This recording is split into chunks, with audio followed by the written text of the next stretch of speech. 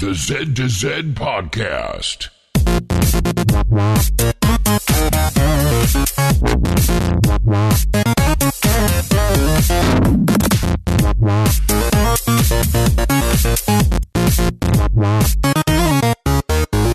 Good morning, good evening, or good day, and welcome to the Z to Z Podcast, the home for Xbox achievement hunters and gamerscore junkies. I'm usually your host, Brandon Freem, and thank you so much for listening. At Z to Z, we love gaming, and in particular, grabbing achievements and gaining gamerscore. We do news, reviews, and interviews. If it's about achievements, we'll unlock it. Well, maybe you caught that slight change in phrasing at the beginning, but I'm taking the week off, for real this time. And I'll give you a bit of an intro before I kick off for the rest of the crew. I'm hoping they don't screw it up. You can find show notes for this show as well as previous shows on our website, z2z.com. This is episode 42. You can also contact us with questions or comments at Twitter. It's at Z2Z, Our forums, of course, discourse.z2z.com. Or you can email us directly, contact@z2z.com. Today's show is brought to you by the achievement Off the Bench from the ESPN app. This is a multifaceted choice for the week. First of all, we're pulling the reserves for this show, and I'm sure they will be great. Secondly, the TA solution was written by friend of the show, Spanky and Spronkle. Finally, it's one of those thank you for downloading this achievements. It literally pops simply for opening the app. You cannot possibly do anything else. So this can kind of be a double-edged sword. I mean, it's going to be stuck on your tag, but mercifully, this is a quick 1 to 2 hour completion. Now, at some point, I'm sure we'll discuss the merits of 0-point achievements and apps, but that, my friends, is for another day. Special thanks to, presumably, ESPN for putting that together. If you, our fantastic listeners, have a suggestion for achievement sponsor, let us know.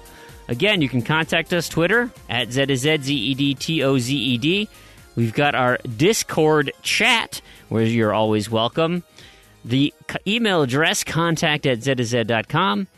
Our forums, discourse.z2z.com. Finally, you could even leave it in an iTunes or podcast review post. So, before we move on to the rest of the show, I have a few things to cover. First of all, I want to thank everybody for listening to our last episode, 41. I had so much fun on that one, and the response back has been fantastic. So I want to thank everybody for turning out to listen and all the kind words. I think Tarragon said he's going to change this episode up a little bit, like an experimental episode. So I don't know what that means. Maybe it's like one of those weird Beatles albums. I don't know. Am I saying we're the Beatles? That might be a stretch. But suffice it to say, you'll have to let us know what you think about this episode. With that being said, I think I'm going to wrap it up for me at least. I hope you enjoy the rest of the show. I hope it is as awesome as Tarragon claims it to be. And we'll see you when I get back on the air. So have a good one, guys. Here you go. Take it away, co-hosts. Hi, folks. It's Tarragon here. I'll be running this show today just because Freem is on a bit of a well-deserved break. So firstly, let's go through who I've got with me. I have Joe, otherwise known as Angel SK. How you doing?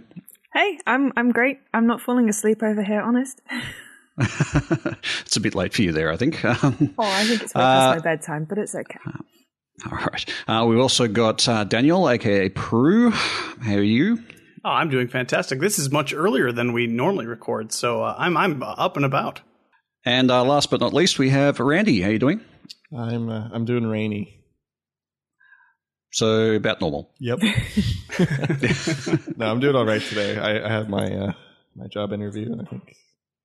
Oh, how'd that go? Well, I think. Glad to be done with it. So it's kind of. It was like 2. I think it was. I knew 2 weeks in advance that it was going to be 2 hours long, which was kind of intimidating. But it was actually not bad at all. It went by quite quickly. I mean, it was still a 2-hour interview, but definitely not as bad as I thought it would be, and it all went smoothly, which was nice. It seemed like a good place. All right. Okay, cool. So you're feeling confident about your chances then? I hope so. It went well. Okay. So, were you wearing your rain cloud pants? I was not wearing my rain cloud pants. I was wearing my almost blue sky suit. Ooh, Wow, but a little optimism. A little bit. I think I need to see the pictures. I don't believe it. Oh, it's back in the closet now, so. Forever. Where it belongs. Okay, so it's a new month. So October's just started as we've recorded. That means a few things are going to be switching over. So let's start with the first one, which is the Gamertag Challenge. So last month was a couple, which was Big L and CS Geek Squad. So they've just finished now. The new one for this month is Facial LaFleur. I haven't gone through, or Freema hasn't had a chance to go through and work out winners and so forth. So that'll be on the next show or maybe the one after, depending on when Freema's available. And the same will go for the monthly challenge, which was for the Wolfenstein Challenge. Now it's worth noting this month is, of course, Halloween and October, so we have the Dead Rising Challenge starting. So that's details of that for that and for the Gamertag Challenge are all in the forum. Forum is, of course, discourse.z2z.com.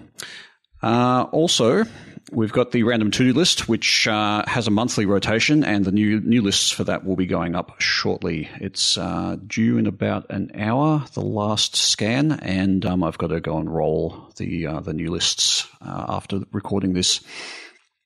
So that's all cool. All right, let's move on to what we've been doing this week. For myself, I've been mostly focused on the Ultimate Head-to-Head Challenge, which just started this week, and I've been kind of trying to fight through and keep ahead of my opponent.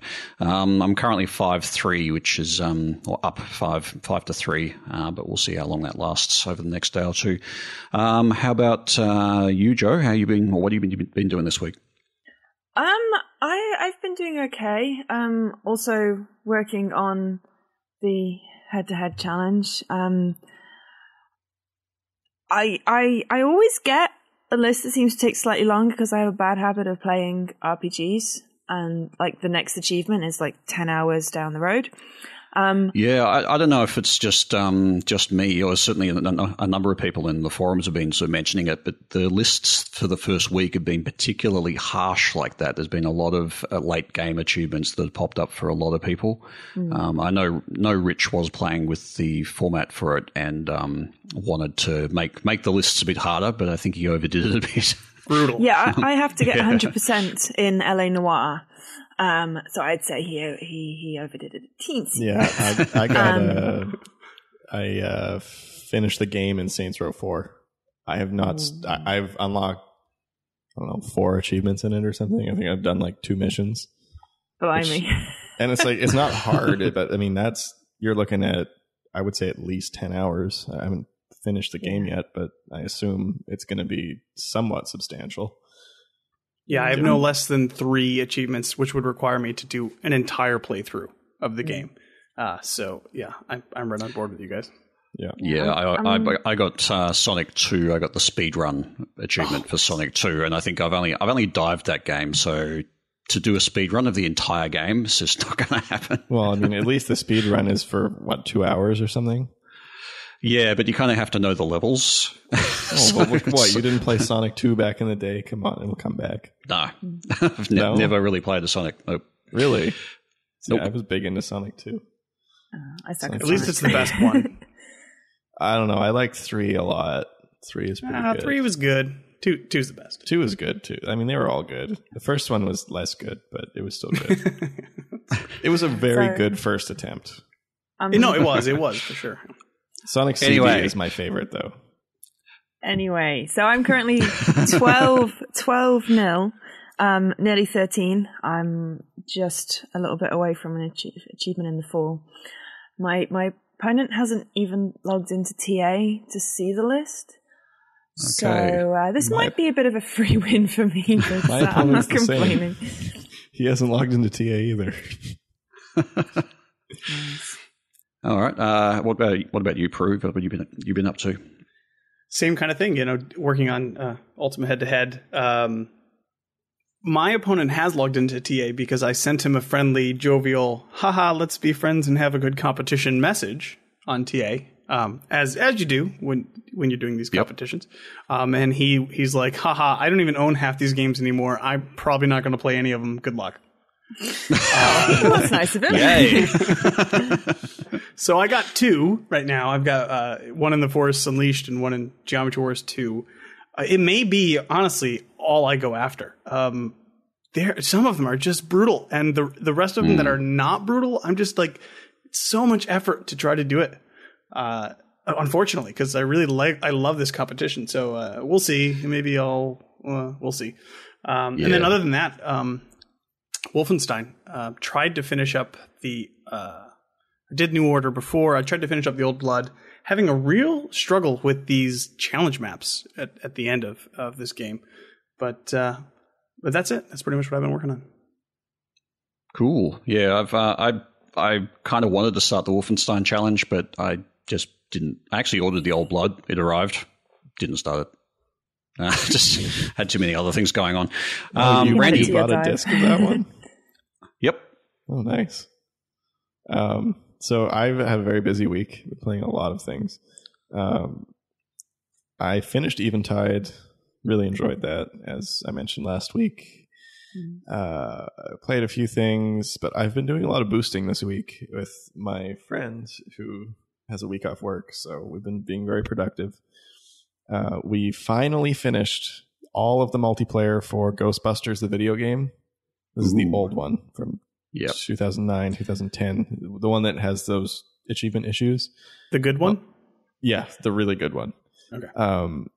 And I gotta say, that game is an absolute blast to play co-op. It is so much fun, and it's so good, and just almost every aspect of it is really, really well thought out.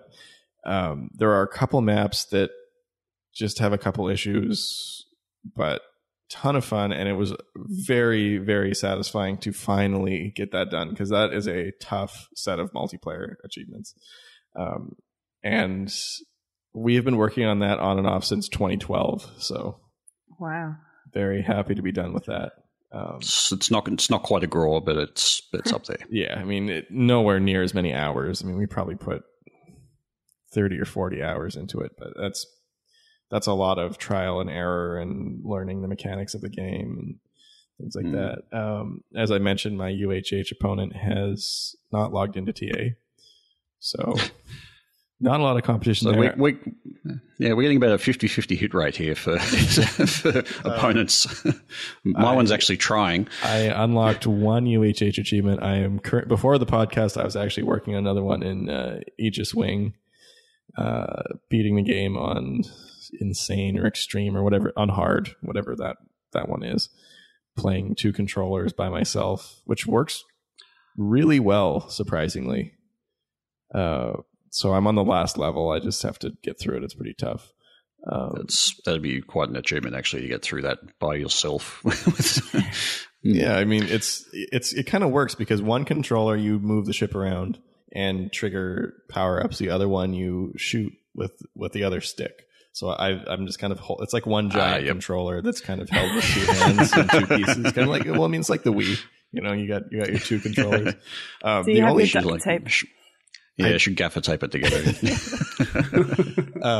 The only thing that's tough is activating the power-ups for the shooting ship. So I have to kind of hit the trigger on my leg to activate the power-up, which I've gotten quite good at, so it works okay now. But yeah, I'm getting through that. I finished. So if you had an elite controller, you could actually map it to one of the underneath buttons and then have it completely one-handed. Oh, that's a good point. Well, no, you couldn't because you still have to have 2 controllers. Because they have to be on 2 separate controllers. Sorry, 2, as in one-handed for 1 controller, so you don't have to I see. That's be true. awkward. Yeah. Well, you can do that with a regular controller now, right? You can remap the buttons with that app. Oh, yeah, you can too. Yeah. Well, so I could play that in backwards compatibility, but I'm playing it on the 360. So. All right. So yeah, that's almost done. Yeah. I finished the campaign on Wolfenstein 09. Pretty enjoyable. I'm now doing my run on hard that is going very quickly. I also finished, well, by the time this is published, I will have it finished, the last few achievements I'm doing tonight. All of the multiplayer for Assassin's Creed Revelations, which is expensive. Yeah, I think that was the last multiplayer in Assassin's Creed that I bothered to do. Yeah. I think it's... I guess 3 and 4 still have it, don't they? We're doing that too. 3 and 4 does. I still need to do those myself. Yeah, whether I can be bothered or not is another question. Yeah, my friend sent me a whole bunch of them, so I'm going to do them all with him. But yeah. 4, you can pretty much do 90% of it on your own using Wolfpack. Oh, really? I think I've done most of that. There was just a couple of things like some of the Blackbeard stuff, like some of the character stuff you needed to do specifically. Yeah. Revelations was not bad, though. We got through most of it pretty quick, and it wasn't terrible. I just now have to go through and play the single player, of course, which is going to take far longer. And I still need to... I refuse to play any more of them until I finish Assassin's Creed 1, so I think I'm going to move that up my priority list. Then, of course, I played Minecraft Story Mode, which we will talk about in Shovelware Cemetery this week. But I will leave that for now. Till later. Yep. Yeah. All right. So before we move on, I just wanted to mention a PM that Freem received. It's from Tony Coconuts. He says, "Hi, I've been listening. I've been listening to the podcast for a few months now. It goes nicely with the time I get an Xbox. Thanks for doing it. So that's awesome. For what it's worth, I think that Tarragon balances things out better. So good to hear him back this week. Keep making them, and I'll keep enjoying them, Tony." Thanks for that, Tony, firstly. Secondly, that's actually echoing a few other comments that I've had back just about me being back on the show last week. And it is actually my intention to try and come back to the show full-time with some adjustments to the scheduling, of course. Thank you for that. And thanks for everyone who's made a comment just saying that they appreciate me back on the show. That's really awesome to hear that and makes me more pleased about coming back in general. Do you think you balance things out because you're Southern Hemisphere? You think that's what it is? Yeah, probably. Yeah, it's it's something to do with the weather. I got you. Or the way that the toilets flush, right? It's and the drop airs. Yeah, and it's the way my head points south, whereas yours points north. I think that's the balancing thing. So it's all about magnets. Sure. Right. How do they work anyway? And drop airs. And drop airs, yes. Joe, do you want to cover this next one? Oh, yeah. So Big Al has been organising a Titanfall boosting session on Thursdays. And if, like me, you live in UK, that's sort of like 3 or 4 a.m. So I was talking to McLovin Legend, and we want to hear from UK, Europe, UK-friendly time zone people who would be interested in setting up another boosting session that's not at 3 a.m. in the morning. So either drop one of us a PM or join us in the Discord channel to arrange it. Cool. All right. Well, we've already sort of covered off the UHH2, although I will note that with the difficulty of the lists, Rich has actually acknowledged that he had tweaked the formula for the UHH, and he's basically undone those changes, but will be basically rolling a sort of middle ground. So one of the complaints with the UHH for last season was that there were a number of cases where people would get through all 20 of their achievements within a day or two, and that basically sort of defeats the point of it having a range of difficulties. So I think that was what the intention was to make them a bit more difficult overall, so they took a bit longer, but kind of overdid it. So he's kind of rolling that back, and I think it's going to be some sort of middle ground. It may take a couple of weeks to kind of tweak that around and see how it goes. But hopefully next week's will be a little bit more achievable, but we shall see. It's probably the best time to do it as well, because no one's getting knocked out because of harder algorithms. Yeah, that's right.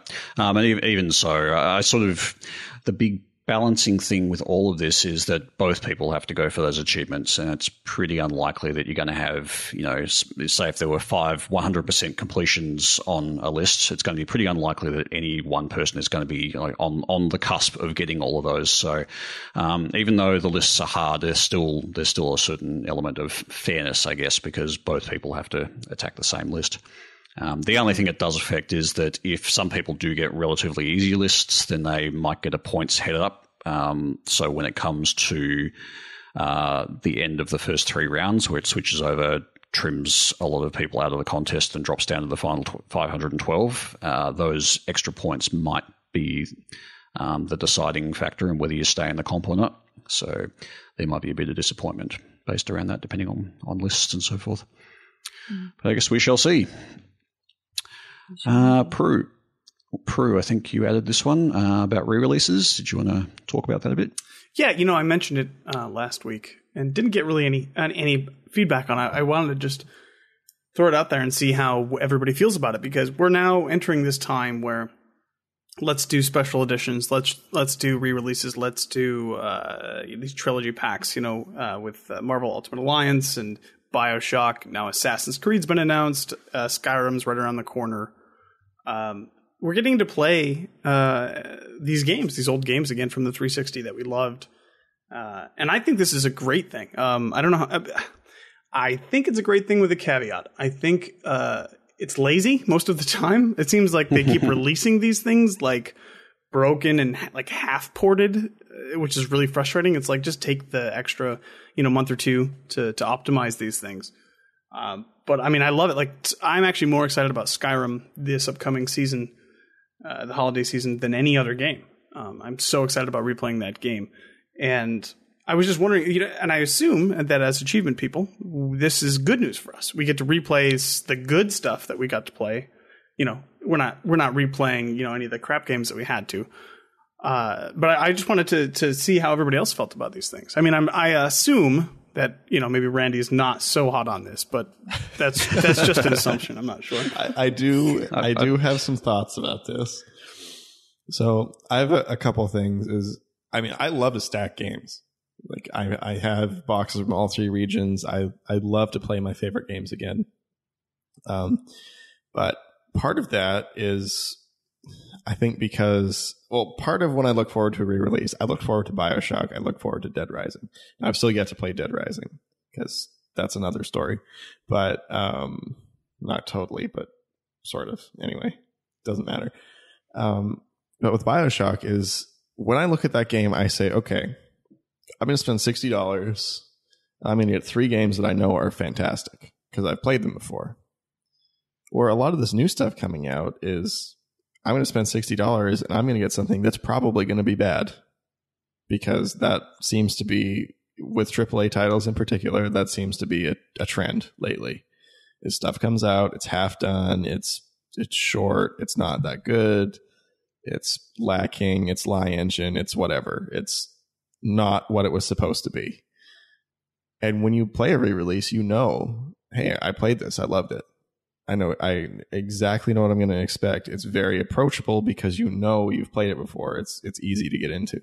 And I do agree that I think it's a good thing at the right price. Now, I've commented before on BioShock being what I perceived as overpriced. I kind of reevaluated that. I still kind of hold true to that, but I also kind of reevaluated and said, okay, well, I was going to buy all 3 Dead Risings at $20 each anyway.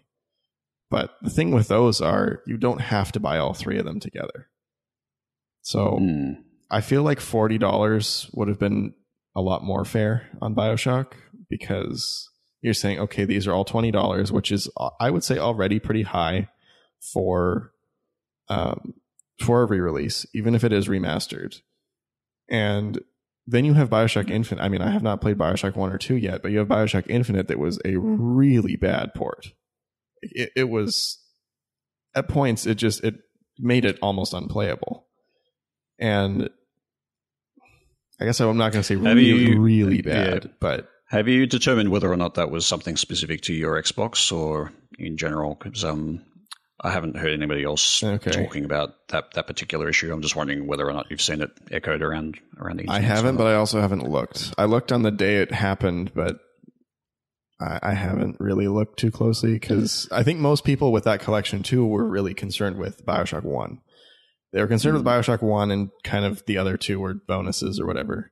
So I saw Larry Herb, Major Nelson, streaming a bit of BioShock 1, and it looked really good, actually, and seemed pretty smooth, at least on the stream anyway. So looks gorgeous. Absolutely looks gorgeous. but when you hit frame rate issues with dramatic speed up and slow down, particularly during combat where it hurts you, then it becomes a problem. And it also, with a game like BioShock Infinite that I feel is really maybe even more so than the original BioShock, I don't know, it's a very the atmosphere and all of the sounds and kind of interactions with things around you are very important. When you have it running twice as fast as it should, well, that kind of defeats all that. It makes it kind of ruins that experience. It takes you out of the experience, for sure. Because then it's just like, okay, well, now all these things are too fast and this is in the wrong place. The other thing I also had a weird glitch where every time I picked a lock, the voices would slow down and get really deep. Yeah. Wow. And it was just like a slew of issues like this that weren't like they didn't often make the game almost unplayable, but it was it really took away from the experience. Bugs. And when you're paying that much for it, and when it's a game that already came out, it's just like, you know what, that's not okay. And like you said, Prue, it seems like this is happening a lot. I know I didn't play them, but from what I've heard, the Ultimate Alliance remasters were very poorly done. I know the Darksiders remaster, Darksiders 2 was just terrible. And when $20 isn't a ton of money, but when it's a game that's already out, it should be perfect because you're not rebuilding the game. You're not remaking the game. I mean, you kind of are. Okay. You kind of are. If you think about it, the 360 and the One have significantly different hardware. So they have to basically recompile, or either run it in an emulator, sort of, or they have to recompile the entire thing for the new platform. So there is some challenge there. It's not just a matter of, taking the code, dumping it in there, and updating the graphics. Yeah.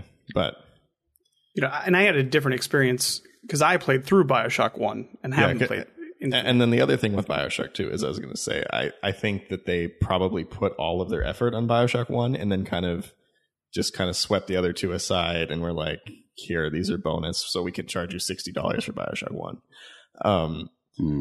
Well, maybe. But Prue, sorry, what were you saying? I was just going to say, I think the tendency seems to be trending for the developers just to make it, okay, let's make it work and then ship it.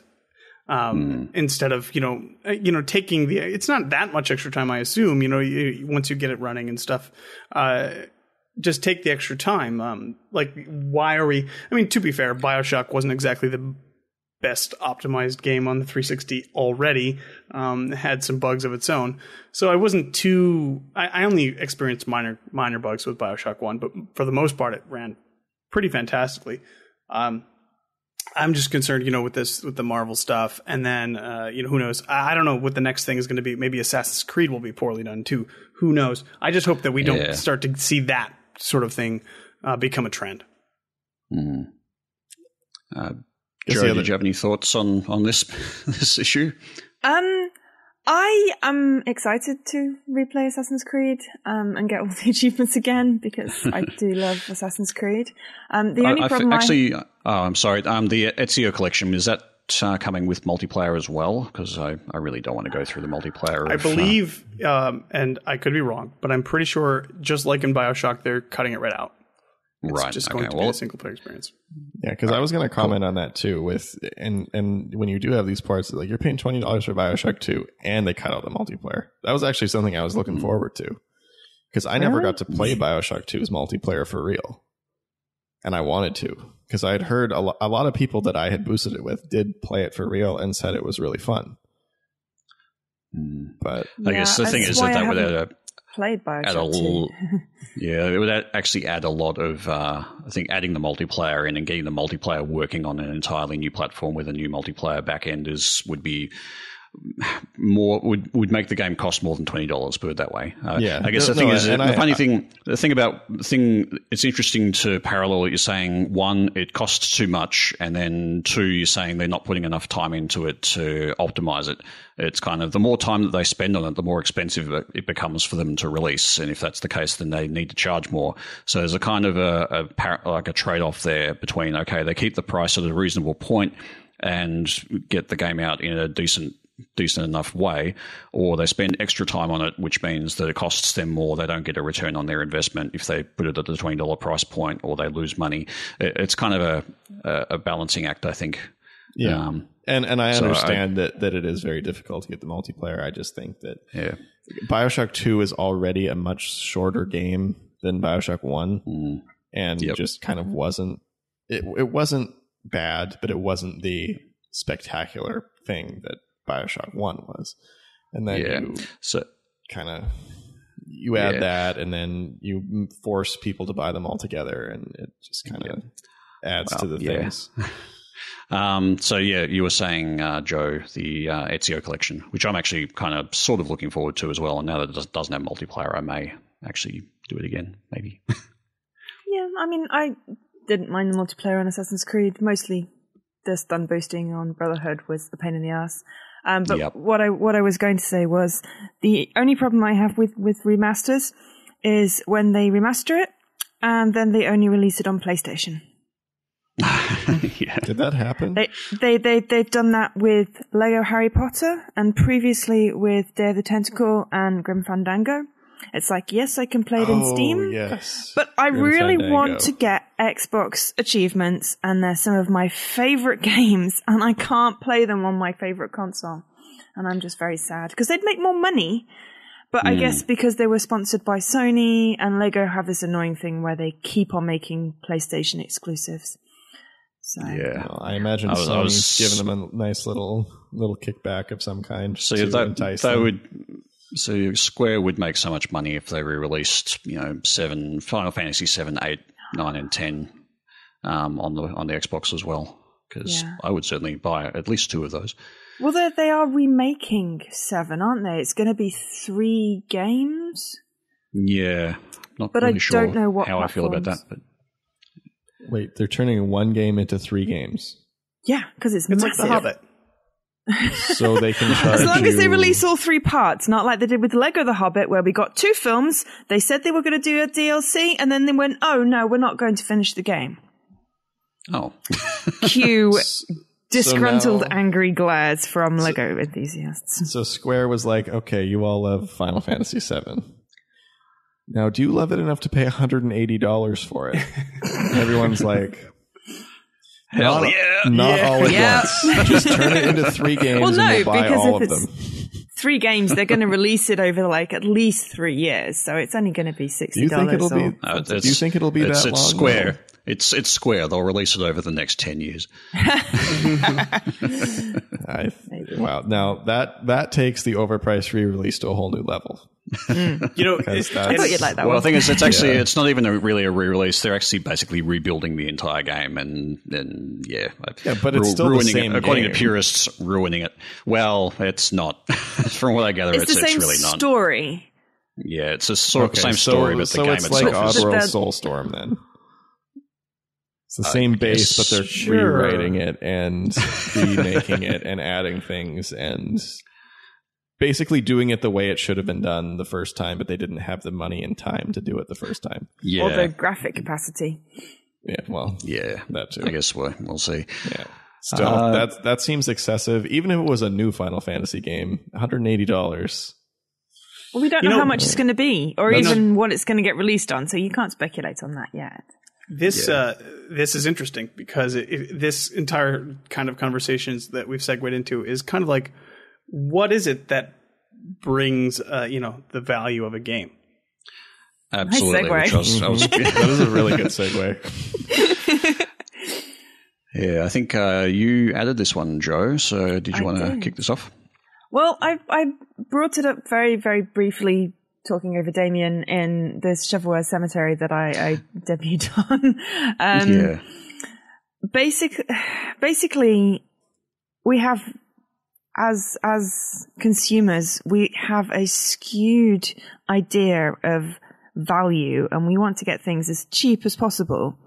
But we sort of seem to do that without thinking about how much time and effort, blood, sweat, and tears went into something. And also how much you spend each week on coffee or going to the cinema, yet you get many more hours out of games, but you're unwilling to spend more than $10 or whatever it was. So that was sort of where I was going with that. I've seen comics to that effect where it's, buy a $5 coffee, spend $10 on a meal, $1 on an app, that's too much. Yeah. Yeah. Table flip. I guess. I mean, I am that person because for a long, long time, I wouldn't spend money on apps. I wouldn't spend money on I would do, if there was an arcade game I was really excited about, I'd pay $10, $15 for it. But it's not something I did often. I'm kind of reevaluated how I feel about those things now. I've never been one to shy away. Like, I'll pay like $100 for your collector's edition of whatever that comes out that I'm really excited about. But unless it's something I'm like 100,000% super pumped on, I tend to devalue it. I tend to be like, okay, $5, $10, whatever. Wait for it to go on sale. Yes, exactly. But I've kind of started to kind of look more into, maybe if this is something, maybe if this is like a new experience that I want to see more of, maybe I'll throw my money behind it at full price at this point. Yeah, I mean, if you have like I'm not so sure about collector's editions because it depends what it comes with. My friend has a whole bunch of the little statues lined up, and all they seem to do is gather dust. Whereas if it comes with extra missions, or I got a really cool diary book with Murdered Soul Suspect. I did actually buy the collector's edition for that one just to get the little code book because it added value for me to the game. So I guess it depends on, with the collector's edition, what adds value for you. But I just spent 150 quid today on Lego Dimensions, so I've got no problem with spending money on games now. Before, when I was not earning as much, I would wait for sales. But now I feel like I need to give back to the economy. And I think that's kind of important too, is like, depending on how much money you have, obviously you can buy more. And I guess my thing too is like, I don't buy coffee almost ever. Neither do I. I don't. As an example. But you do buy tea often, though, right? Yes. I buy tea to make and it mugs. home. I buy mugs. tea. I buy mugs from thrift stores. I buy tea to make it home. That is very cheap. I don't eat out very often. I cook almost all meals and kind of things like that. Is like, so, and my gaming budget is not huge. So when I'm looking at buying a game, or at least right now, I mean, that will probably change down the line when I don't have a huge amount of student debt and other things. But there's a time you won't have a huge amount of student debt. Oh, that's funny. That's a good one. Oh, there is if you live in the UK. Do they have a timeout on that? Yeah, and also it's actually possible to pay it back. Yeah, no, it's possible to pay it back. It's just you have to continue to not spend money on things, not eat, or do fun things. Yeah, exactly. Ever think about owning a house? Yeah, all that sort of stuff. Yeah, that's no thoughts of that ever. But yeah, so I guess the point there is that the value prospect is different for different people depending on their disposable income. Now, speaking as somebody who has a high disposable income, there is kind of a price point that still even bothers me. And it sort of depends on the type of game. For example, Inside. Great game. I know it's a great game, but I also knew, reading from the reviews, it was a pretty short game, relatively speaking.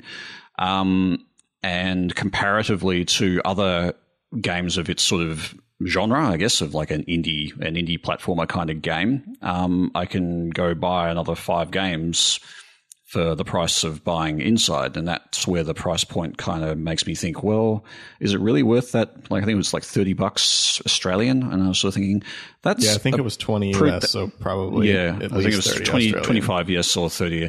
So, and I was just and it was just a bit high for. I mean, sure. I mean, the actual developer. I mean, it's only their second game, I think, Playdead.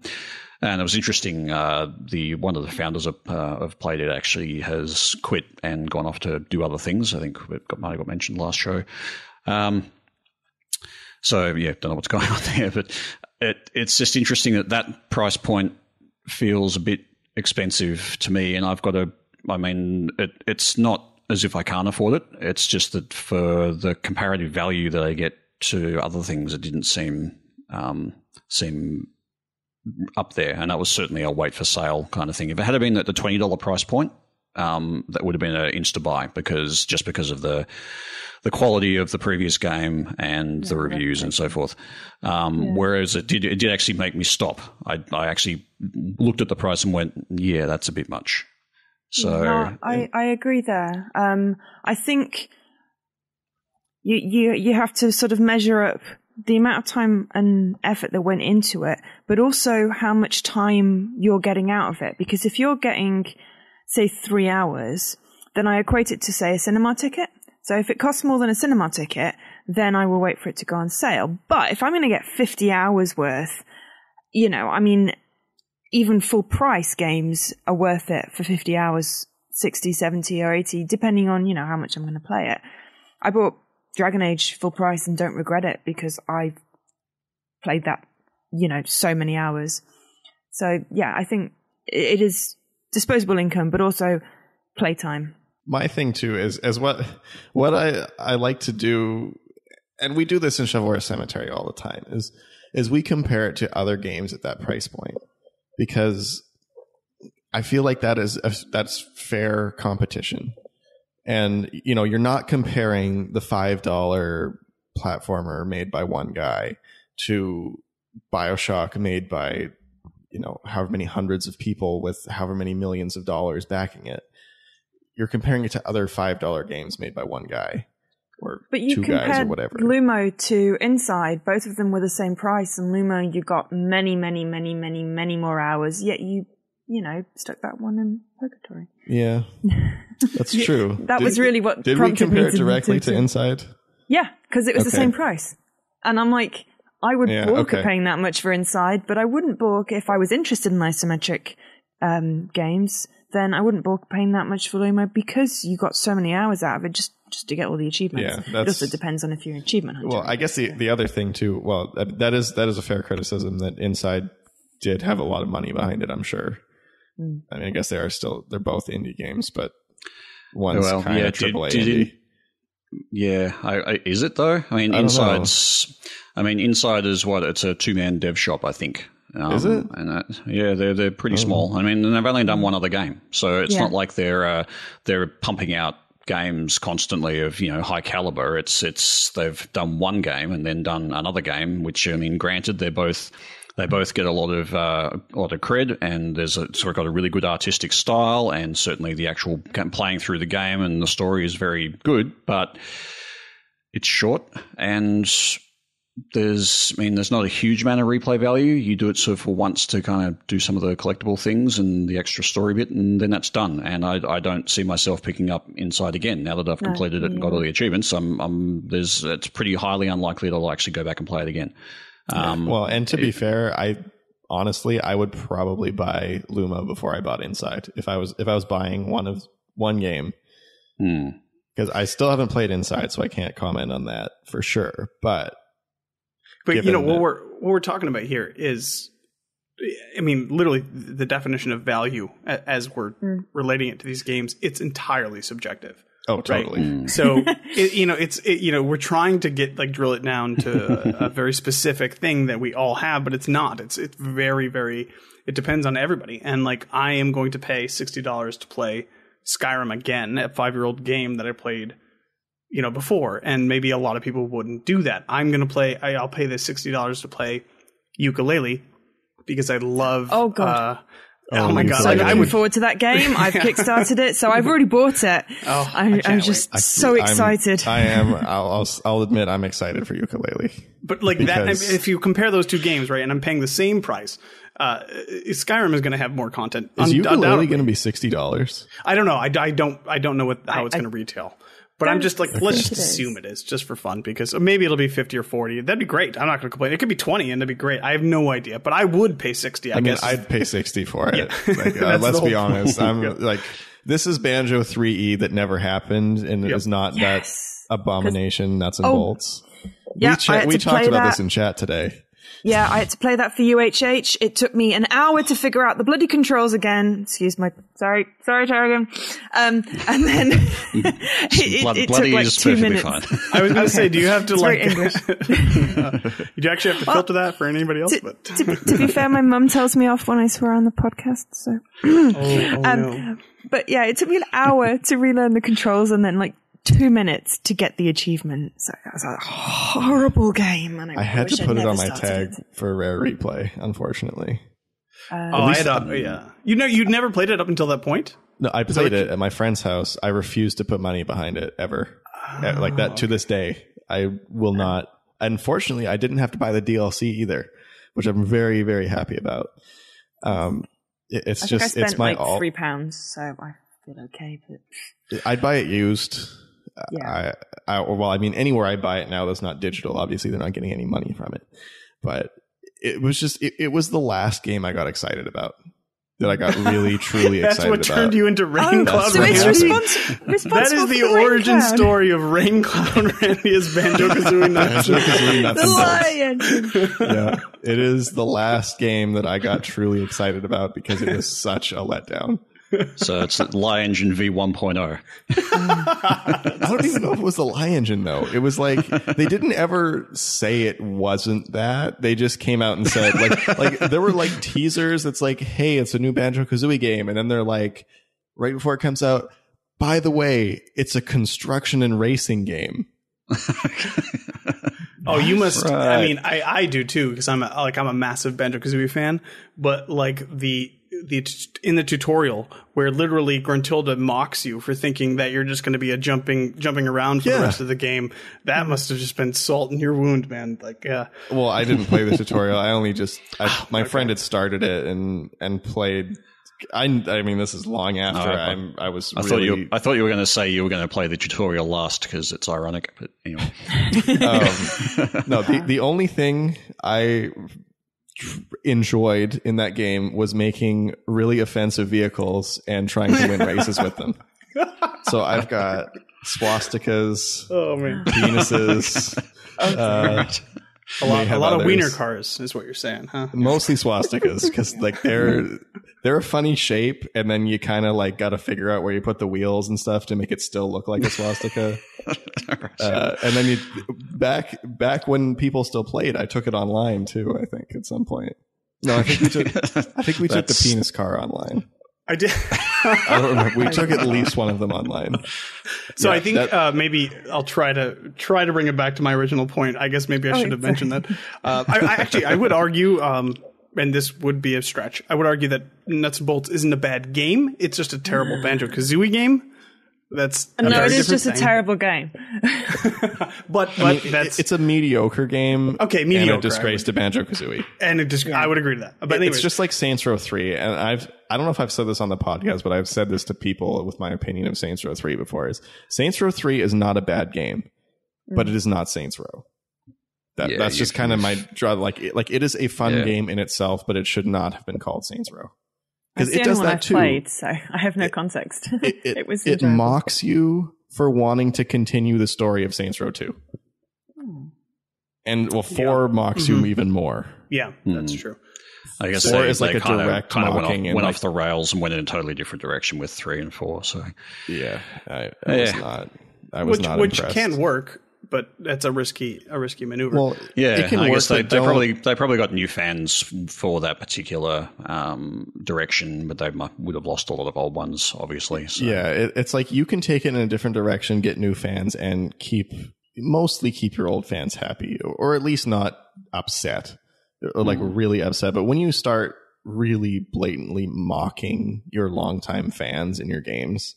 It's just, it's insulting, and it really makes it hard to want to continue to support that series in any way. So it's they're kind of trolling their own user base, in a way. Which clearly went really great for them now that obviously they're not making any other Saints Rows ever. So well, maybe they'll re-release some or something. No, they already said they're not doing that. They might release 3 and 4, but not 1 and 2. So well, they already did re-release 4 twice. Oh, I guess not twice. This is 2 versions. I bought it twice. They kind of released it twice. There's the Australia versions. Yeah, that's what I mean. But. So speaking of trolling, Joe, you had an idea we for are killing trolling it on the segues. Really are. Yeah, smashed it. You had a follow up for the trolling the game industry feature we had last ep. What was that about? Okay, so I was listening to the podcast, and the question came up. If you had unlimited money, what would you do? What would you do with it to troll the game industry? That's right, yeah? Yep. I think it was McClellan Legend 1, I think, gave that question. Cool. Well, then you also said that you put it to the community to vote, but I haven't seen anything with that yet, so I thought I'd get my idea in so that I could win, and that would be awesome. So, if I had unlimited money, then I would build my own studio. I would stack it with a diverse range of staff. I would actually have women, people of color, LGBT, Hang on, what are these womans you speak about? Yeah, and then the best part, we would put out a game, and it would be all women in the game. And then when people ask, well, why can't I play as a man? Oh, men are too hard to animate.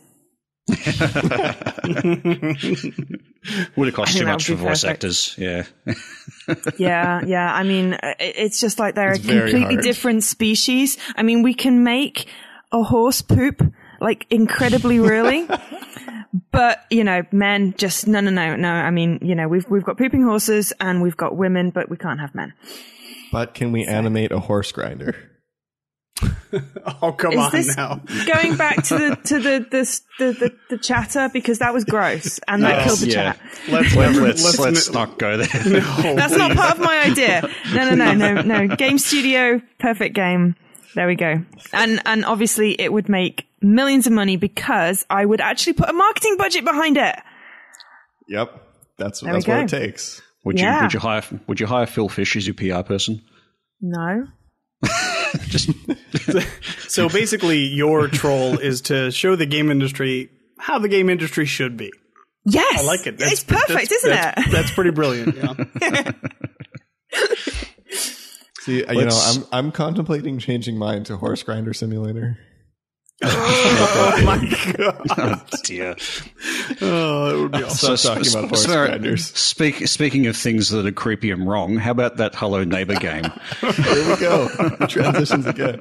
Yes, this is another game I'm excited about. Jesus! I don't know if it's coming to Xbox, but I'm really hoping it is. It's being published by Tiny Build, which historically have published quite good games. We've covered a lot of them. It's Did called Tiny Build do that cooking game? They did not. They did Final Station though. Right. Okay. Yep. Yeah. Final Station. Party Hard was the one prior to that, I think. Yep. So I mean, they didn't make it, but they published it. So. Yeah. So this one is called Hello Neighbor, and it is a game about sneaking into your neighbor's house. It's a horror stealth game. Yeah, it's just on that description, it sounds completely wrong. If you read a little bit more about it, it's more a case of your neighbor is doing something weird in the basement, and you're trying to sneak in to find out what the hell's going on. That makes it sound less fun now. That makes it sound like 50 Shades of Grey.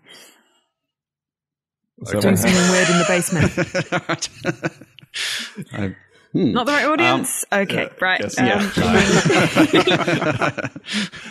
Yeah, but I watched the video for this, and it's I think the sound effects and the music actually probably make it, because it's it gives it that real tension of, okay, you've got to hide in rooms and try and set traps and things like that for the big neighbor guy who's wandering around trying to beat you up. But it's still a bit of a strange concept. Yeah, and that paired with it being published by Tiny Build, because they've kind of done a few other strange ones, like Party Hard was just, yeah. At first, I thought it sounded stupid, but it was so fun. I keep coming back to that game as like one of my favorite games that we've reviewed, because it's so fun, and it's just, I don't know, the killing your loud party neighbors is just a great concept. I can get behind that. I really can. If it was like not your loud neighbors, but more your landlords, would you maybe relate to that more? Or? But then there's only one. So you I can have lots of loud party neighbors. It's going to you're going to a landlord's convention. They have those, right? Yeah, of course. And you're going to block all of the toilets and release cockroaches. Yep, that's two of the talks right there. Yeah. It'll be just a bunch of cockroaches that block the toilets, so then they can just be released. So when if you finally unclog it, then you got cockroaches. Yeah. So you just kind of never wish fix your issues. I just wanted to bring that one up. Just it looks goofy and fun, and it's a bit of a ways off before it actually comes out. But yeah, it's on Steam Greenlight, I think. It from the look of it, it actually might be sort of fun. Just the actual concept of it kind of made me go, really? Yeah. Particularly like the first shot is like you're peeking through a window at the guy, and you're going, through the window. what do you do? What? Yeah. I guess the achievement list on this would be interesting. Oh, I'm sure it will be. Yeah. And speaking of achievements. Ooh, there we go. Oh my, we're on fire. I had to get one in. Yeah, it's been known for a little while, but the achievement rarity has come to preview, and some mixed results, I guess, there with that. But Joe, have you had a look at this at all? I know you're on preview. Have you kind of dug into the achievement rarity at all? Yeah, I went in, and the top of my achievement list was Plants vs. Zombies Garden Warfare 2, because the DLC had come out, and I wanted to have a look to see what the heck was going on with that. And I looked at my achievement list, and it's like, oh, there's a little diamond. There's another one. Okay, like 90% of this list is diamonds. Yeah. Okay.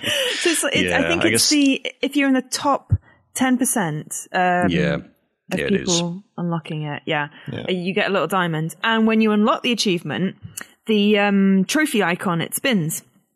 Because I actually unlocked one, I can't remember, it was one of my UHH achievements unlocked, and I was like, oh, it's spinning. I think it was an Assassin's Creed one. Does it have a different sound, or is it still the same sound? I thought. Oh, same sound, same pop-up notification, but instead of being static, the trophy picture, it literally just rotates on the around the middle. I thought it always did that, or does it just happen on so many achievements that I never noticed? I thought it did as well, but I'm not sure. Oh no, I'm not sure. I did notice something. I did notice something different. I saw it on someone's feed. They unlocked an achievement and it did something like that. I wasn't sure if that was just standard or whether that was the new rarity toast. Oh, I'm going to have to unlock a non-rare one now so I can compare it.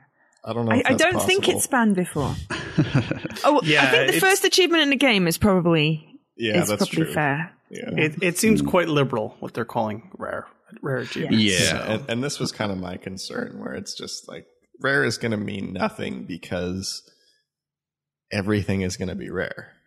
Because no one plays like us. Except for the first two achievements.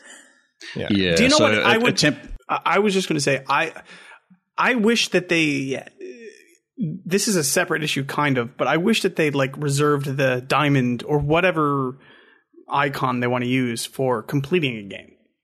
Like that would mean something. That's something that has significance. At this point, this like literally, I went into, and this may be a special case, of course, but I went into Killer Instinct and I tried. It took me probably 3 or 4 screen lengths to find an achievement that didn't have a diamond, and it was like there was like maybe 10 out of the however many achievements there are in Killer Instinct that don't have that diamond. So it's like, well, this is kind of useless. This is not. I don't know what it gets more difficult with lists that have a lot of achievements as well. Just because I say, like your Halo, say your Master Chief Collection, there are so many avenues to get your first achievement or to get your first little sort of set of achievements. Everybody can take a different path into that game. They might prefer to start on Halo 4, so that's the first set of achievements they get, or they just play the multiplayer. Because there are so many paths into the starting achievements or the achievements that people will get, it means that it's very scattershot. Same with rare replay as well. It's very scattershot, which means that everything becomes kind of rare because nobody's going and getting the specific achievements that sort of would traditionally be got in, say, a regular game where there's kind of a progression through the story. Everybody gets those story ones, may not get some of the extraneous ones, and those are the rare ones. So, yeah, it kind of, I think games like games that have a lot of achievements, like the Killer Instincts and your Master Chief Collections and so forth, kind of break that rarity. And any multiplayer games, as I said, Plants vs. Zombies. I think it would have had more value if I'd have been 1% of players that played this game have unlocked it. Yep, absolutely. Because you still would have had a significant portion of them having diamonds on. Yeah, I mean, it's funny you mentioned that because I actually saw a breakdown of Destiny, for example, and one of the sort of harder achievements in the game is Flawless Raider, and that actually has a 1%. So that would be the sort of the super rare, so to speak. I kind of wonder whether they'll add extra sort of tiers of rarity because there's 10%, which it's rare, but it's not that rare. Whereas you get your 1% or your sub 1% ones that are the really rare ones, and they're the really high ratio ones that we consider off TA. So I guess in the end, the TA ratio is probably still going to be a better measure of rare rather than the diamond. Being able to actually see the breakdown, though, at least you can look at achievements now and see from the population who have played that game. You can actually see what the percentage is, at least down to 1%. Yeah, it's in the Snapped app as well. So you don't even have to go into the profile. It's still in preview programs, so it's possible they'll tweak it as well. Yeah. What's one thing to note, the new apps that have come out on phones and on Windows 10 do support the rarity now, as far as I'm aware. So maybe not the iOS one. I'm not sure if that's been gotten through certification yet, but certainly the ones for Android and Windows 10 have that update, and you can see the rarity there. So is the rarity not on 360 achievements then? Not currently. Oh, okay. I think you can see rarity on it, but it may only be backwards compatible titles. I'm not too sure about that, though. No, I saw it on Risen. And somebody was looking at Simpsons, though, weren't they? That's right, they were, yeah. So I think you can view them on the one, you can't view them on the 360 and see the rarity. So you can look back at your own achievements, 360 achievements on the one, perhaps. Yeah. I think the other thing, too, with a game like Killer Instinct is, particularly with free games, is I'm assuming that this is factoring in everybody that has started the game. It does. Okay, it does. It's confirmed. Yeah, I actually went and confirmed this with The Simpsons specifically because that game has an achievement which is sort of notorious, which is the press start and you get an achievement. So in theory, everybody who has that game should have that achievement, except only 85% of players actually have that achievement. Wow. Yeah. So it's already skewed. Which I actually worked out how that's actually possible because that game does have local co-op. So you could potentially have somebody join as a co-op player and not get that achievement. But it would also count, I think, anybody who happens to have that game loaded up and they happen to be signed in. So if you're over and you're signed in to play something else and you don't bother to sign out and then somebody puts the Simpsons game in and plays it, that still registers on your profile even if you don't actually play it or actively get involved with it. So there is a bit of a skew there towards any profile that's had anything to do with the game, regardless of whether or not they've actually got any activity in it. So, I mean, those are the ones you can remove when you're on the 360. Yeah, but I suspect that they don't affect that particular rarity. So if everybody who went in and had 0 points on Simpsons were able to remove it, I don't think it would affect the 85% coverage for them. It wasn't up straight away, which is why I said there weren't 360, because I went in and checked, was it Tales of Vesperia or Eternal Sonata, whatever it was I'd been playing, and it didn't have any on, so... Okay, so maybe it was cycling, because there's a lot of games. Yeah, they were generating that's true. the stats. Yeah. The other thing with Simpsons too is you could always put the disc in, not press start, and then eject it. Like I did that when I bought I bought a whole bunch of games when I still lived in Canada from GameStop, and I wanted to make sure that they weren't all scratched and actually all worked. So I just went through them all and just put them all in, and I had a lot of zeros on my tag. That will register it against your tag, which will register it against the activity for that particular rarity, which kind of does skew the list a little bit. It's kind of a... See, TA does it based on you have to have unlocked an achievement, but that can be a bit misleading as well, because there are some games that have a long time before you get the first achievement, so the rarity is kind of not quite correct there either. So I don't know. It's kind of a trade-off. You're always going to get some skewed results due to certain things like that. And like I totally understand like the Xbox people like saying like, oh, we'll introduce this new feature to show that an achievement's kind of rare, and you know, when will that be the most effective? Will it be effective at 10% because only 10% of those people are going to get that achievement? Or will it be more effective at 1%? Of course, it would seem logical to say that the 10% would be better because more people would see it, maybe be more interested in it and kind of go after it.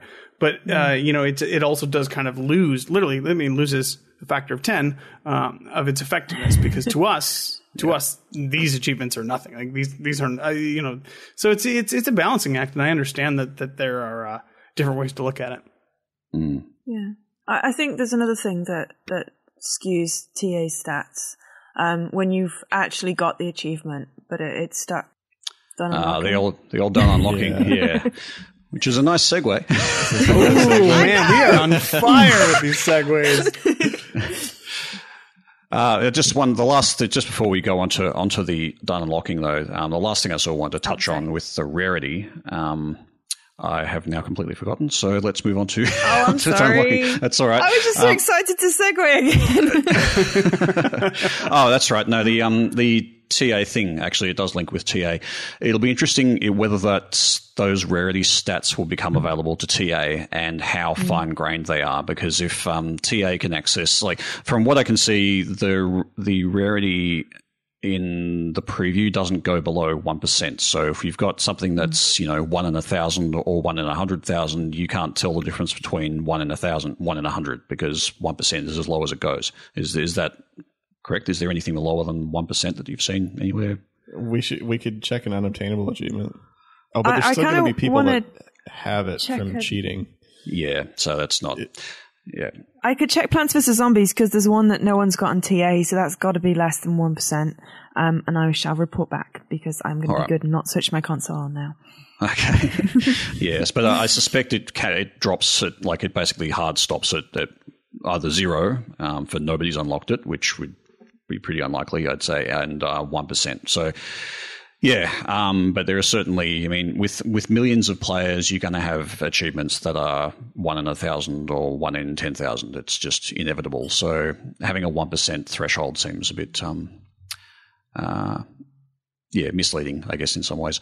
But whether that information, whether it goes further down, like whether it's more fine-grained than that, and whether that information would then be available to TA would be pretty interesting to me, at least. So we'll see how that goes. I agree.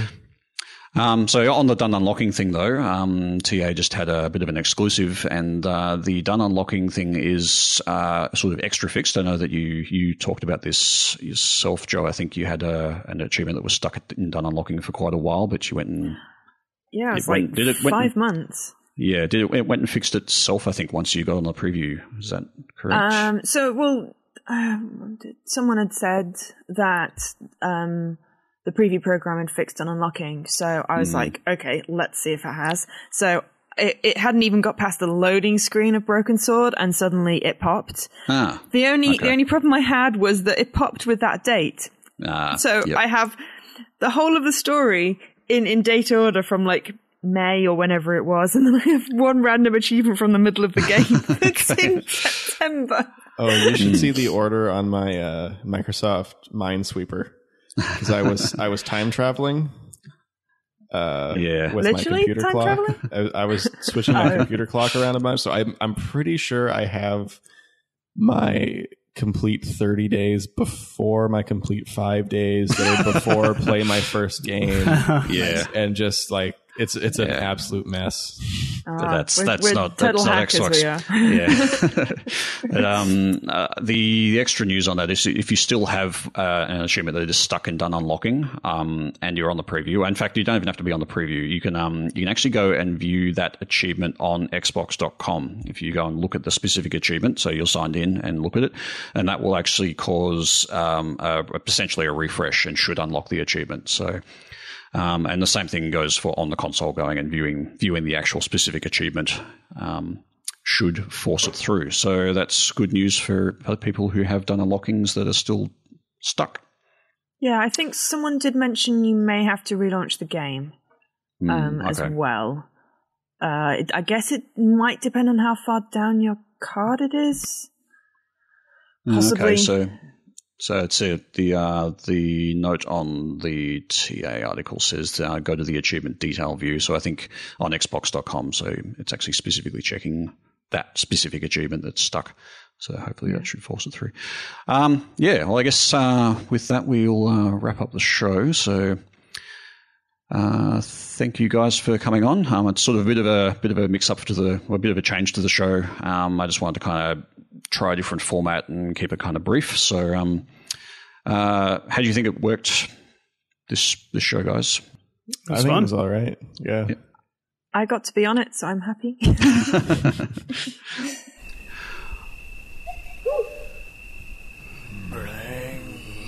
Shovelware Cemetery. All right, so this week's Shovelware Cemetery, we are covering the much longer than expected Minecraft story mode. This is the only, given the length, and we're covering the entire 8 episodes. Yeah. So all 8 episodes this week. It will be the only game we talk about this week. Yeah. So published and developed by Telltale Games. Actually, its first episode was released back in October of 2015, and so I think it was only recently that it's been almost. Yeah, episode 8 just came out, I think, a couple of weeks ago. Yeah. So, and I will say, just out of the gate, if I had only played the first few episodes, I don't think I would have ever come back to finish these other episodes, which would have been unfortunate because it definitely did get much better. It got much better. The first 4, I felt like the story just wasn't. Well, one, it was dragged out unnecessarily long, like it could have been 2 episodes. Yeah, so I guess let's start with Minecraft Story Mode is in essence 2.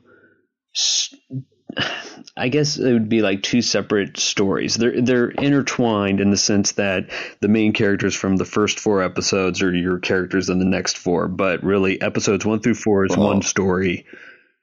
At the same time, though, I mean, you kind of need the first story for the second set of stories to make sense, because episode 5 to 8 are almost self-contained stories where you could play one of those episodes itself and it would pretty much make sense. Yeah.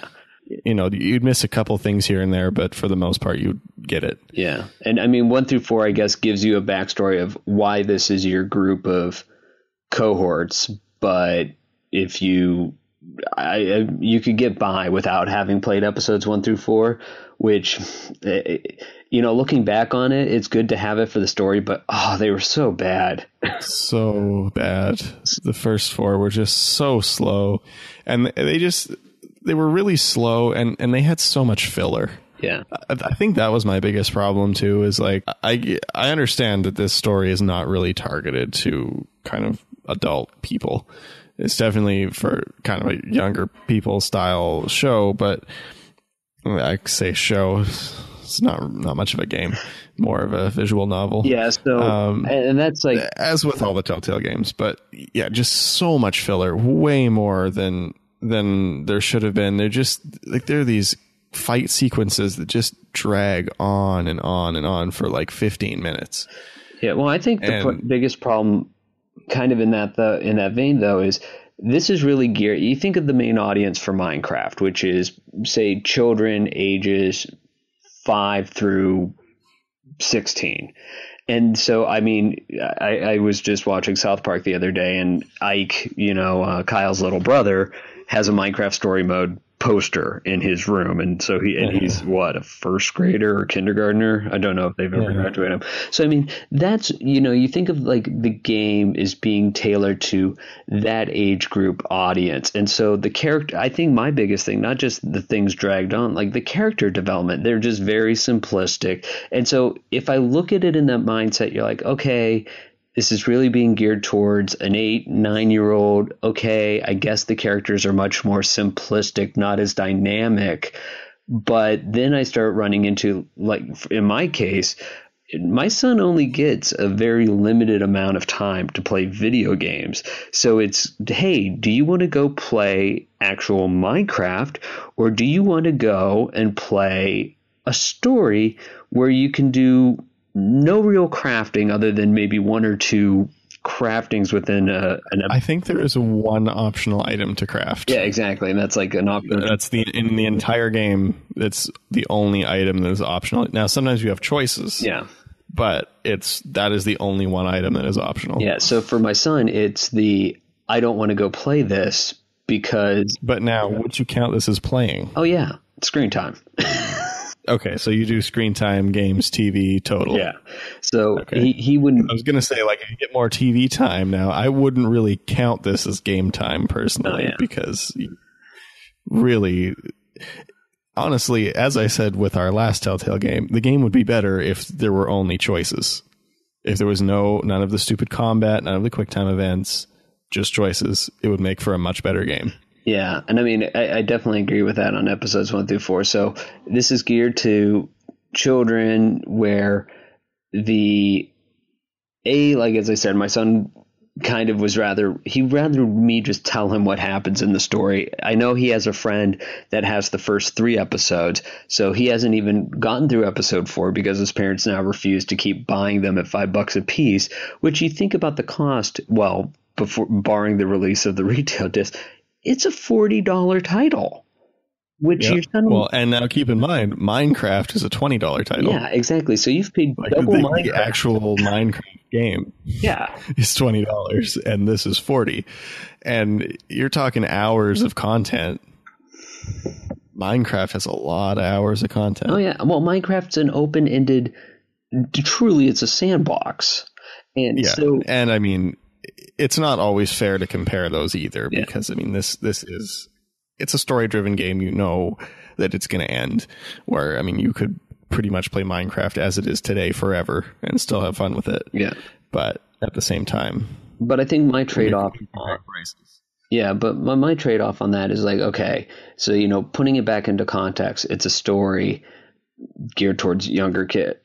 At least if I had, again, and this is where I said, if I had left it in episodes 1 through 4, and I think about a lot of the people that we, that listen to us, they're going to be playing this on Xbox One, Xbox 360, probably PC, and I can't almost bring myself to want to play this again.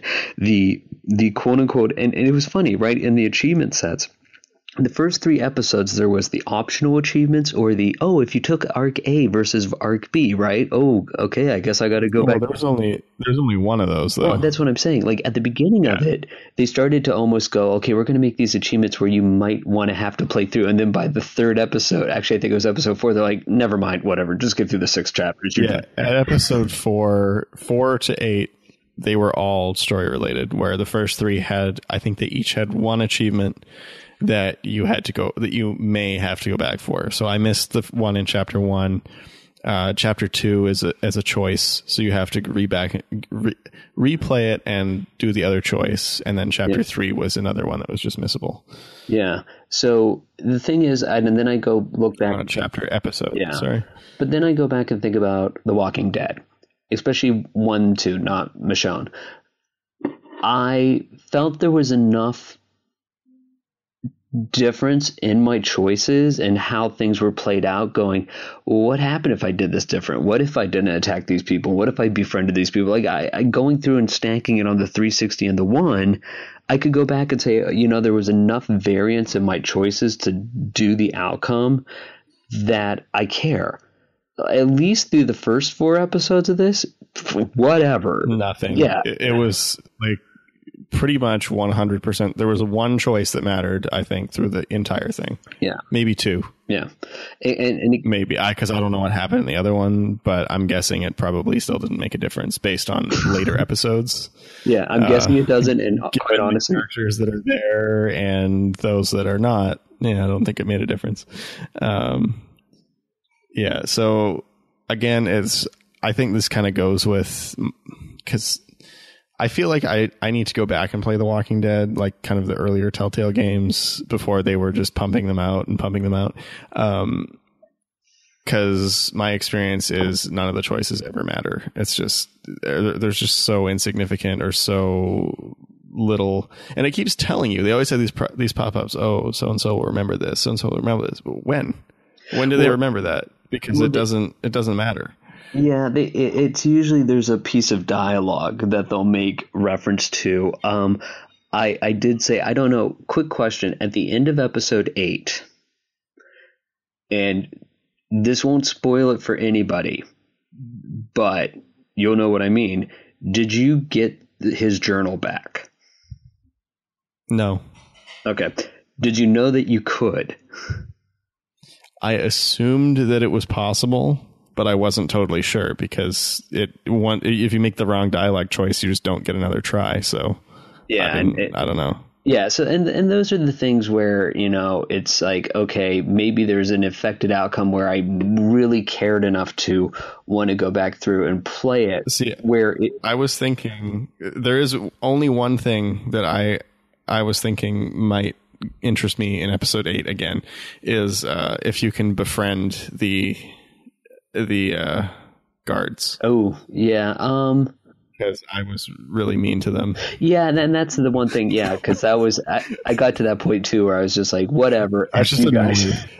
Actually, episode 8, I was just kind of annoyed with in general. It was just, I mean, I didn't dislike it or anything. It's just something like the characters. I particularly hated the characters in episode 8. Well, but that's made the not quite sure why. But that made the fight sequence so much greater. That was the one time I was fine with it. I was like, yeah, and it wasn't super long. It was good. It was a good length. Yeah. So, and that's, I guess, the other thing I want to come back to. So we've talked a lot about episodes 1 through 4, and whatever. To 5 through 8 was almost did you get a different group of writers? Because this was yeah, it wasn't bad.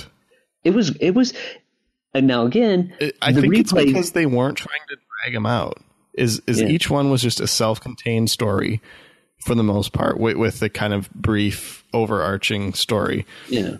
Where episodes 1 through 4, I assume they're probably like, we need to make 4 episodes, and this is the story that we wrote, and it's not long enough.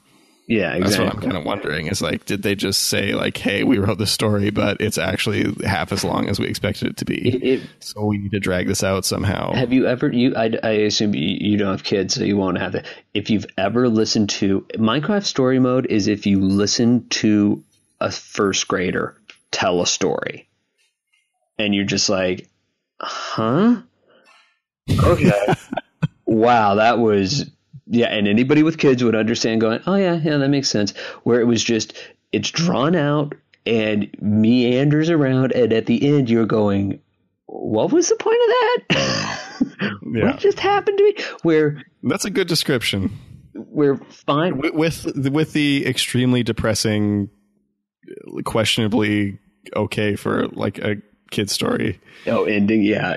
That was a definite what? Oh, okay. Yeah, that was a little. I don't think there's anything you can do to change that either. No, but what I think is interesting is, so you go through episodes 1 through 4, and it's almost like there was their one, issue dealing with that topic. And then 5 through 8 was, oh yeah, you're able to kill lots of people now. And you're going, this. Well, yeah, you can kill people, but at the same time, like, I want to say that character was supposed to be a kind of very close character. Yeah. And where the people you're killing are not. They're kind of whatever. But at the same time, like you were saying, that the characters just never developed enough depth that you actually cared. Yeah. So it's kind of just whatever. Yeah.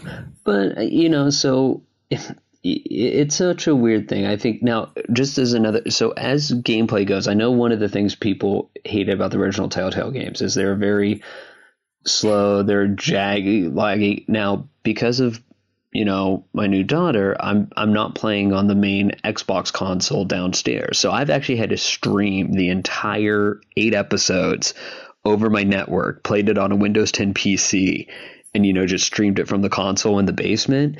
And I mean, outside of my own network issues, from time to time where the network just gets bogged down and is jaggy, this actually played very smoothly.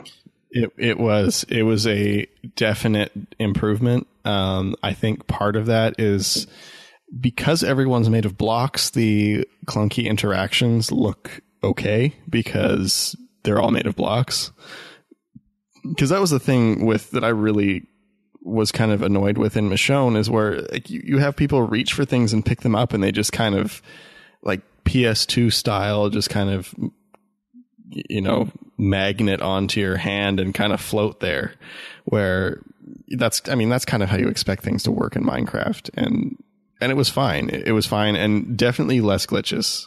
I still had my fair share of them, but for kind of Telltale's reputation in that regard, it was definitely cleaner. I did not have any of the crazy frame rate drops like I did with Michonne, which was nice. Yeah. So it's still, I don't know. I just kind of have the issue. The entire game is scripted, and it's still, I just feel like it should look perfect. Yeah. So or almost perfect. Yeah, and I'm, I guess, a little more, lenient in that sense, where I thought that, for what they were working with, how it played out, it controlled fine. There was some. Oh, those walking segments are still just. Ugh. Yeah, but you could still walk, and at least there were. It worked better than Michonne, but it's just control, and looking is just a chore. And like moving is a chore, and the stupid pointer thing. I really wish they would either rework or just get rid of those segments. Yeah, I mean, it's not enough of a compelling. I don't know. It's always on that. No, and they never add enough depth. Like, it's not like Life is Strange, where when you interact with an object, like most of the time it adds something. Where Minecraft, it's just, or not necessarily Minecraft, but just kind of the Telltale type games where it's like you walk around. It's basically just trial and error until you figure out the one that gets you to the next cutscene. Yeah, and I guess that's the thing. If you think about like the Telltale's engine, if you look at things, Life is Strange, or what was the other one I did? It was like that one that was D4. Was it D4? Was the one? Oh, I haven't played D4, but yeah, it was that same kind of style, right? Yeah, I mean, you really can say like, you know what? I mean, now then not that game didn't have its own issues, but I mean, again, to your point, there's definitely other visual novel type games out there that have, you're going, I guess you could go about doing it another way that might make more sense, but. And even if they kept that same horrible system, but just made you want to interact with everything in a room. Yeah. Because that's my thing, is I did not ever want to. If I knew what it was that was going to get me to the next segment, 100% of the time, that was the first thing I'm clicking on, because none of the other things. Well, and then one. So I don't know if you noticed, this is just kind of a side note that really bugged me that they just never tied up at the end, is so the one character that we know since this is going to be spoiler free, but you keep finding his books Like, what was going on with other that? places. I noticed that. But they never concluded it. Yeah. It's just like, oh, here's this here and here and here, and oh, game's over. Yeah, well, and the question is, So did the other person go back there? Because, again, you know that the one person went back to get your the things that were close to you, and it's like, well, was it him going back and getting that person's literature? But I think, as you said, there was like another segment somewhere. Was it in another episode, or was it? There were at least 3. Okay. At least 3 references that I saw. So there may have been more because I tried to avoid interacting as much as possible. But yeah, at the end, there's just no conclusion to that. You see these kind of story hints dropped a lot throughout the thing, and okay, game's over. No mention of it. But then that makes it a whole even because then your question is like, well, does that make them? Well, is there more depth to this character like through this? Because you could have told another little piece of story with it, but because I thought we established he wasn't an old builder, but then is he or what? And again, and then it's just kind of adding more to that. It's pointless to explore because you get this tidbit that you think means something and it doesn't. You know what we should do? We should get Freem to play through all this, and then we will have a separate episode delving into that for us. See, I don't think there's enough to delve into. Turn it over to Freem. Yeah, so I guess we should wrap it up. I mean, it's really tough to say, like, that, definitely go out and get this. It's at its what's the season pass? $35. Yeah, I mean, now that they have the retail version, I would just go out. Now there's the retail version coming out for less than the digital version. Yeah. So it actually has all 8 episodes on disc. It's on 360 and 1. So go physical, as I say, and nobody listens. Except for Windows 10, that you got to go digital. So. Yeah, you don't have a choice on Windows 10. So that's going to be the cheapest way. So I guess we'll call it $30 because we're going to use the cheapest one. Yeah. It's kind of hard to say yes for sure. Like, given that most people our age are probably going to be playing it for achievements, unless you're a diehard Telltale or Minecraft fan. Yeah. I mean, for a kid, and again, it's hard as a parent to say, buy this for your kid because he's going to play it once and there goes $30. But they'll enjoy it. And I think that... Yeah, and it's... What did we figure? Probably 12 to 15 hours for the full thing? Yeah. I mean, I'd give it Sanctuary, but I do it with a caveat. Like, to your point, you have to want to play a Minecraft game or you want a visual novel. Okay, this is fine. If you really are going out to stack it, okay, fine. All the achievement work, you can get the completions, but it will be you're going to really not want to stack it. Yeah, I've particularly for the first 4 episodes, it was really hard. I mean, just as a reference, I've been chipping away at this all week, and I just finished it 2 minutes before we started recording this. So it took me a really long time to get motivated to finish the first 4 episodes. The second 4 went much smoother because they were interesting enough that I wasn't just like, ugh, when is it over? When's the next achievement? Yeah, exactly. You're just like, come on, quick chapter in my head. 5, sweet, one more to go. Yeah, keep that in mind. But I mean, if you're thinking about, it'd be like renting a couple of on-demand movies or something for your kids too. Like if you've got kids and you say, okay, instead of renting 2 movies or 3 movies or whatever, you say, okay, we'll buy Minecraft Story Mode, and that'll keep you entertained for 12 to 15 hours, which, looking at it that way, is not bad. I would say you can play it again if you really want to. Share it with your friends, especially if you get the disc. Yeah, and with that, get that disc. GameFly or the library. Yeah, GameFly. GameFly wouldn't be bad. But I think I'd have to go Purgatory. It's just in comparison, what you could get for $30. even, I guess I would say even in terms of Telltale's stuff, but haven't played enough to really safely say that. But yeah, so All right. somewhere in between Purgatory and Sanctuary on this one. I like that. I give Sanctuary, you give Purgatory. It's almost like last week's. Yeah. All right. Yeah. We'll have it somewhere in the middle. But yeah, definitely not buried. It's not like abysmal. Yeah. It's not terrible. Cool. Well, all that's right. it. So that wraps up this week's Shovelware Cemetery. All right, well, that's it for the show this week. Thank you for listening. We hope you enjoyed it. We all enjoyed recording it. Please give us a rating on iTunes or Google Play or your podcast player of choice. It really helps us reach more people, and we'd really appreciate it. Our website is zz.com, that's spelled ZEDTOZED, where you can find show notes, credits, and links to things we've discussed during the show. You can also contact us on Twitter @Z2Z, on our forums at discourse.z2z.com, chat with us on our dedicated Discord server, or even email us directly at contact@z2z.com. A quick shout out to all the sites that have made achievement hunting and this podcast a reality, in particular TrueAchievements.com and of course Microsoft for the Xbox console and creating achievements in the first place.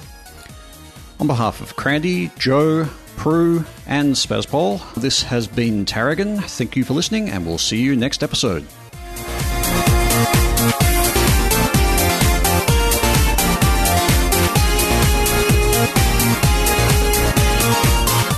At least I'm not a 12 o'clock flasher.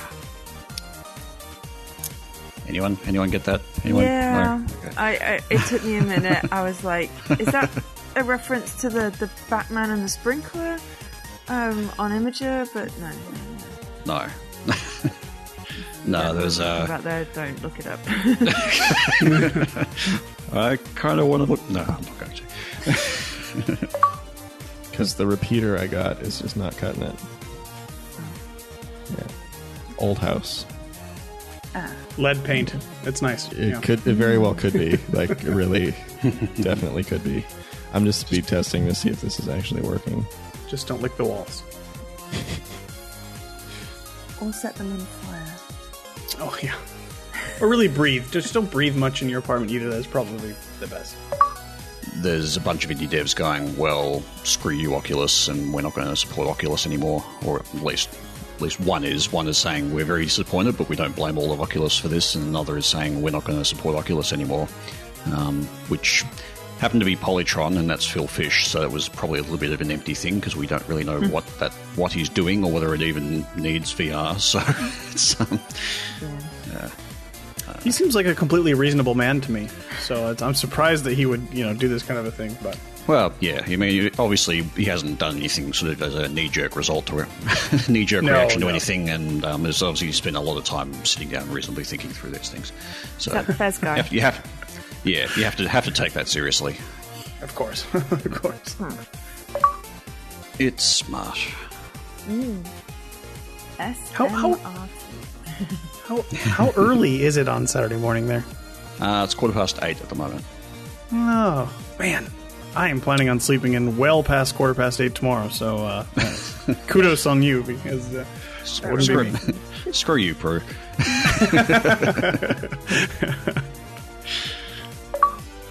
It would help if I unmuted myself. Yes. Andy. Okay. So yeah, I had a little bit of a disaster. The smoke alarm went off, and yeah. Did you burn the toast? It's sorted now. Yeah, I burnt the chicken. Well, no, I didn't. Just enough to make it smoky. It's not burnt. Smoke alarm goes chicken. off really. I thought you said you birthed a chicken, and I was very confused. Yeah, that would be interesting. Yeah, that would definitely be interesting. You didn't put a controller in the oven, did you? Oh, come on. I did not. I did not do that. We also have a guest tonight. We have Blobby in here. Blobby? As in What? Mr. Blobby? We've lost you, Randy. Hello. I believe that's the name of his dog, I want to say. Because, Mr. Blobby is a disturbing pink thing with yellow spots that's on children's TV. Really? I'm going to look this up. I've never heard of it. Yeah, it's an English thing. We have God, words. that is terrifying Yeah. looking. With, I want to say Noel Edmonds. Oh my goodness. Apparently he goes on holiday at some point. Wow, this is creepy. That's my childhood. I think it's the wide set eyes. There's no hair. This is very strange to me. But yeah, Mr. Blobby. I just learned about him. So did Brew. Yeah, I've never heard of him before. Yeah, I hadn't either until a few days ago when I was playing Gears of War with Jack, and he's like, "Is that like Mr. Blobby, the terrifying children's show?" Dear Lord. Guy. Did you just look him up? Put it in the show notes. Or actually, you could put it in the outtakes, and then the show notes would make sense if we linked to Mr. Blobby. I'll make that the picture for the show. But yes. Anyway, Rand, is it your dog? Is Blobby Yes. right? Yes, his name is Blobby. The name was made up before I knew of Mr. Blobby. I assume so. Oh no, we can just wing it. Yeah. What could go wrong? I mean, the podcast could be as long as it usually is. It's probably the worst. What's the worst that could happen? It's the Dr. Pepper tagline. I really wanted some the other day, and we didn't have any in the fridge at work. I was very upset. Do you have any Crystal Pepsi? Wait, is it No. no more Crystal Pepsi? Oh, I never got to get the Crystal Pepsi either. I was really upset. Well, I have a whole case of 24 now. Oh. It's not here yet, but I do have it, sort of. I mean, I missed out in the initial run, and then apparently the re-release as well. So I'm just a fail. Well, yeah, the initial run in the 90s. Yeah. Yeah. I know, they're getting valuable commodity. I have a couple for sure that I'm dedicating to when I go get McPizza. Because I saw that. what else?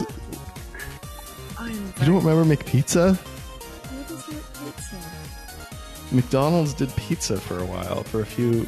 Actually, they did it for a long time. I think they did it through most of the 90s. Might have been an American thing only.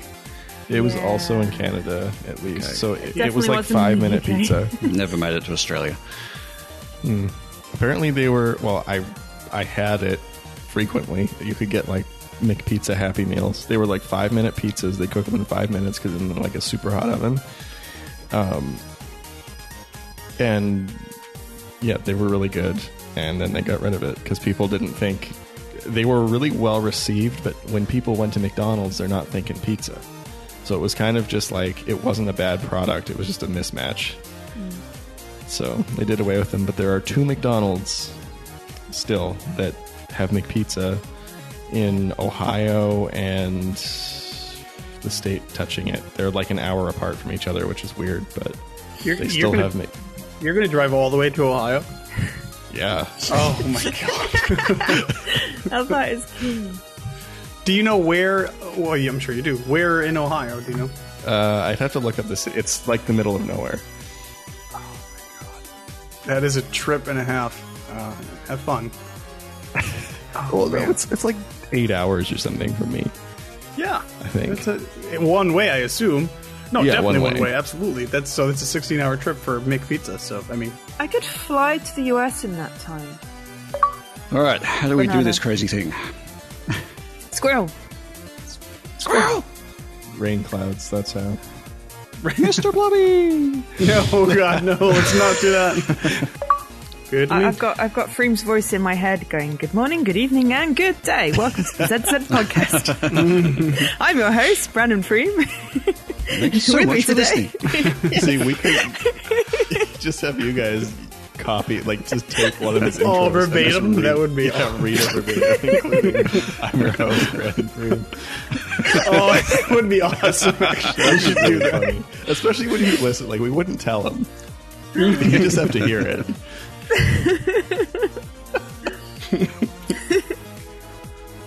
You could just say like, I'm Australian Brandon Freem, and I'll be your host for tonight. I'm Aussie Brandon Freeman. Thank you so much for listening. Here at the ZZ Podcast, Home for achievement hunters and gamer score junkies alike. There we go. We do news, reviews, and interviews. It's about achievements. We'll unlock it. Oh, man. Turn on the full Australian there. All right, let's get started.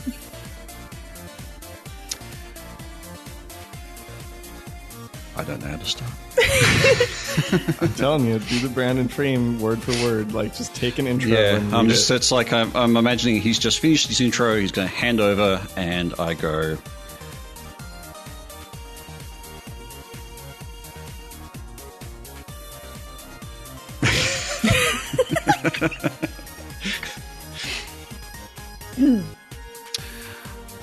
All right, thanks, Frame. All right, today I have... Nah, that's a really good start. Wait, is Freem doing the intro? He is doing the intro. If not, I'll be backfilling it later. Oh, okay. I see. So I'm sort of at the... He's done all the intro bit, he's done the achievement thing, and then now let's blah, blah, blah, hand over to Tarragon to do the rest of the show. Yeah.